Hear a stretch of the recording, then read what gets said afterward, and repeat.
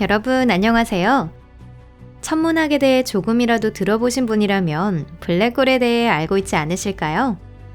일반적으로 블랙홀이라고 하면 겉에서 봤을 때 빛나는 강차 권반에 둘러싸인 검은 구와 같은 콤팩트하면서도 매우 질량이 큰 천체를 떠올릴 거예요. 하지만 모든 블랙홀이 그렇다고는 할 수 없습니다. 그 중에는 극히 작은 크기의 것이나 고성능의 망원경을 사용해도 전혀 보이지 않는 것도 있습니다. 그렇다면 그것들은 어떻게 찾을 수 있을까요? 또한 단순한 호기심 이외에 어떤 이유로 블랙홀을 찾아내야 하는 걸까요? 맞습니다. 여러분, 여기는 토픽입니다. 곧 그 궁금증들을 해결할 수 있을 거예요. 그럼 가볼까요?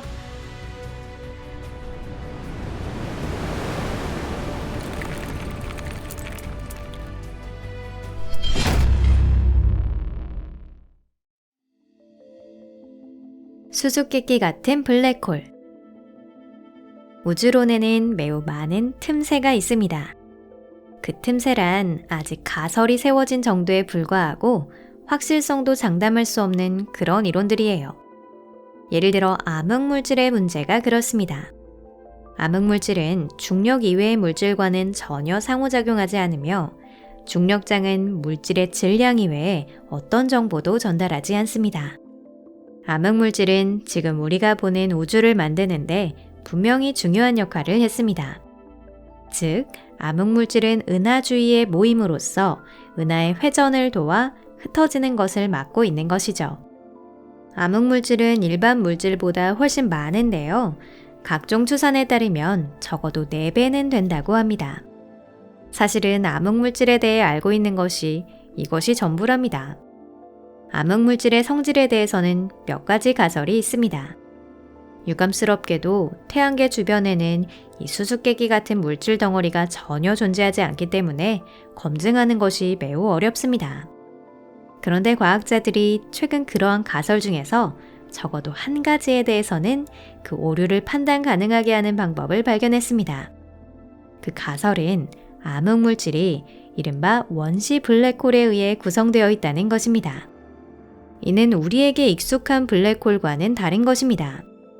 표준적인 블랙홀이 대질량의 항성이 초신성 폭발할 때 핵이 붕괴하면서 형성되는 반면 원시 블랙홀은 빅뱅 직후 공간의 주름에 있는 물질이 붕괴하면서 출현한 것으로 생각됩니다.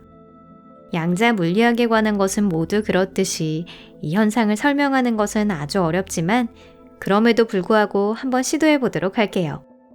자, 균질한 물질 덩어리가 존재하지 않는 것과 마찬가지로 공간 자체는 균질하지 않습니다. 공간에서는 다양한 원인의 진동, 즉 통상적인 밀도에서의 국소적인 이탈이 발생한다는 것이에요. 여러분, 오트밀죽 만들어 본 적이 있으신가요? 잘 저어도 덩어리가 조금씩 생깁니다. 바로 그것과 같습니다. 참고로 항성이나 행성이 형성되는 것도 이와 같은 원리예요. 원시 행성상 성운 안에 덩어리가 생기고 그것이 주위의 물질을 끌어당기는 포인트가 되는 것입니다. 자, 탄생한 지 얼마 되지 않았을 때의 우주는 콤팩트하고 아주 고온이었습니다. 이때 우주에는 현재와 거의 같은 양의 물질이 존재했습니다. 즉, 우주는 지금보다 훨씬 밀도가 높았던 것이죠. 이러한 조건에서 공간의 만곡이 강한 부분에서는 물질의 붕괴가 발생했습니다. 물질이 이들 굴곡으로 떨어지고 거기서 수축함으로써 블랙홀이 형성된 것입니다. 이러한 원시 블랙홀은 질량도 다양했습니다. 어쩌면 그중 몇몇은 초대 질량 블랙홀의 씨앗이 되었을지도 모르겠어요. 그 주위에는 이윽고 은하가 형성되었습니다. 이외에 운이 없었던 블랙홀은 작은 그대로 남아 거의 눈에 띄지 않는 천체가 되었습니다. 사실 우주의 물질의 대부분을 차지하고 있는 것은 그런 천체들이었다는 것이죠. 이런 생각에는 한 가지 문제점이 있습니다.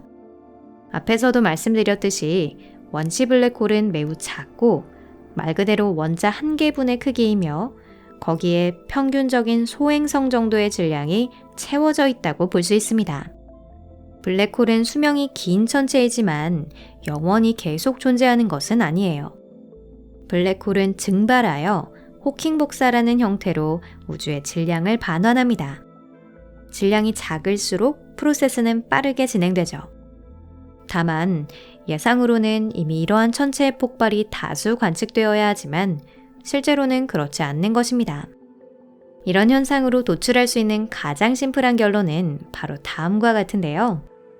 사실은 원시 블랙홀은 존재하지 않고 암흑물질은 실제로는 전혀 다른 성질을 가지고 있다는 것이죠. 하지만 몇몇 계산에 따르면 이러한 천체는 실제로 훨씬 완만하게 증발할 가능성이 있어 폭발 시기는 아직 오지 않았다는 것입니다. 최근 피지컬 리뷰 DG에 한 연구가 발표되었습니다. 그것에 의하면 약 10년에 한 번 미니어처 블랙홀이 태양계를 방문했을 가능성이 있다는 것인데요. 다만 여기서 문제가 생깁니다.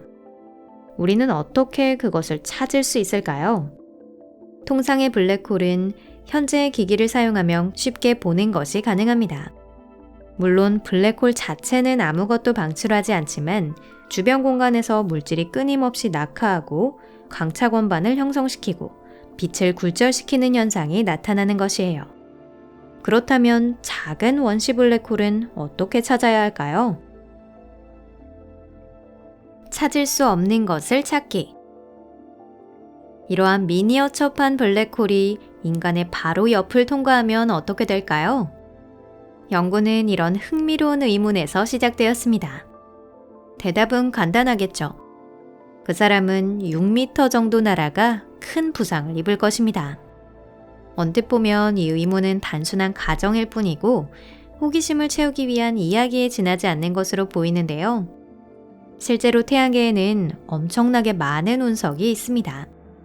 하지만 인간에게 운석이 충돌했다는 문서 기록은 현재로서는 손에 꼽을 정도밖에 되지 않아요.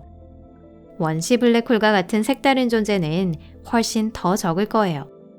사실 과학의 세계에서는 이러한 기묘하게 느껴지는 연구조차도 때로는 재미있는 결과를 가져오는 경우가 있습니다. 이번에도 그런 경우예요.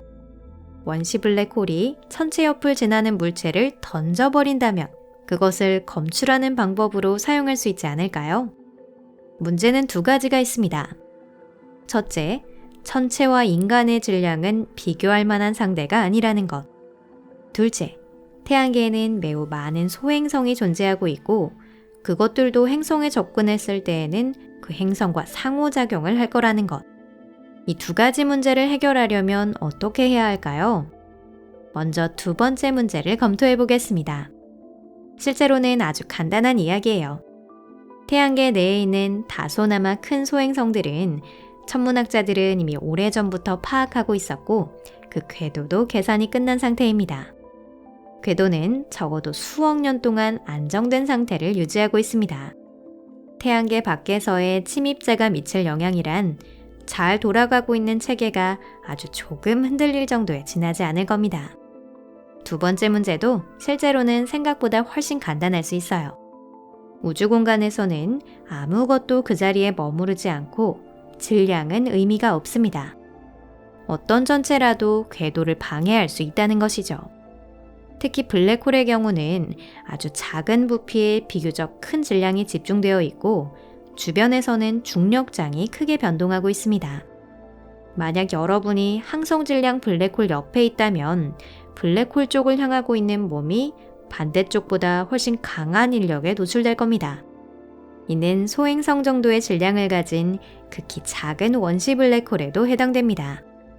이 연구의 저자들은 태양계를 대략 초속 200km로 통과하는 작은 원시 블랙홀이 수성, 금성, 지구, 달, 화성의 궤도에 어떻게 영향을 주는지 계산했습니다. 중력의 영향을 가장 강하게 받는 것이 화성입니다.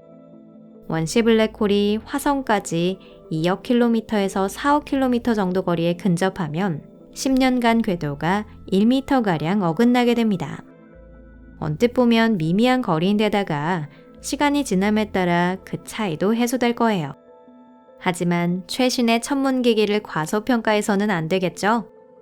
지구의 궤도는 10cm 단위로 측정되어 왔기 때문에 이 정도 살짝 벗어난 것도 상당히 눈에 띌 것입니다. 즉, 태양계를 통과하는 원시 블랙홀은 사실 쉽게 찾을 수 있다는 것이에요. 화성의 궤도를 주의 깊게 관찰하기만 하면 됩니다. 여기서 잊지 말아야 할 것은 이러한 게스트는 어떤 궤도를 선택할지 알 수 없기에 반드시 화성에 접근할 리도 없다는 것입니다. 앞에서도 언급했듯 태양계의 다른 대형 천체는 궤도가 변한다고 할지라도 그다지 눈에 띄지 않을 것입니다. 하지만 기술이 발전함에 따라 분명 그러한 변화도 추적할 수 있게 될 것입니다. 만약 원시 블랙홀을 검출하게 된다면 은하계 원반 바깥쪽에 있는 가장 가까운 암흑물질 덩어리까지 탐사선을 보내지 않고도 암흑물질의 성질을 조사하는 일이 가능하게 하는 데 도움이 될 수 있을 겁니다. 그렇게 되면 우리는 우주의 구조를 더 깊이 이해할 수 있을 뿐만 아니라 원시 블랙홀을 잡는 방법을 찾아내서 우리의 기술 발전에 이용하는 것도 충분히 가능하게 되겠죠. 그렇다면 구체적으로는 어떻게 실현할 수 있을까요? 엔지니어나 과학자들이라면 반드시 어떤 방법이든 찾아낼 겁니다. 기술 발전의 미래를 가늠할 수는 없지만 만약 여러분도 무엇이든 재미있는 아이디어가 있다면 영상의 댓글란에 의견을 남겨주세요. 이 영상이 마음에 드셨다면 좋아요를 눌러주시고 SNS 공유도 부탁드립니다. 여러분 항상 시청해주셔서 감사합니다. 그럼 다음에 또 뵐게요. 안녕히 계세요.